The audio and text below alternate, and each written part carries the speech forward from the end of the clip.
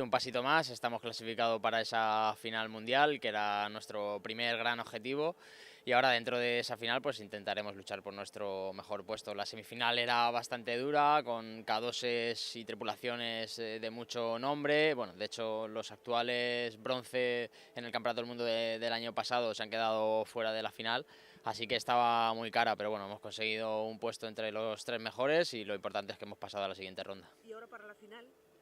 Ahora para la final con la mayor de las ilusiones, con muchas ganas y a intentar luchar por lo máximo posible. Estamos muy contentos con el trabajo que hemos hecho durante esta última temporada, estos últimos 11 meses, y vamos a intentar plasmarlo en una final en poco más de 3 minutos y esperemos que sea lo mejor posible y lo más adelante posible. Estamos sin duda en el mejor momento de nuestra temporada. Esta temporada hemos ido de menos a más según iban pasando las competiciones y los meses de entrenamiento nos íbamos encontrando cada vez mejor.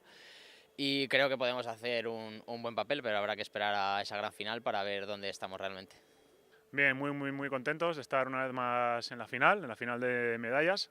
Siempre es un motivo de alegría porque, bueno, las semifinales de un campeonato del mundo siempre son caras y, bueno, pues por suerte hemos hecho una gran carrera.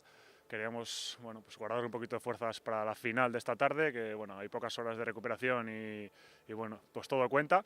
Y bueno, por suerte hemos quedado terceros, las sensaciones han sido muy buenas y bueno, pues esperando ya de hacer nuestro mejor 1000 en la final de esta tarde. Muy bien,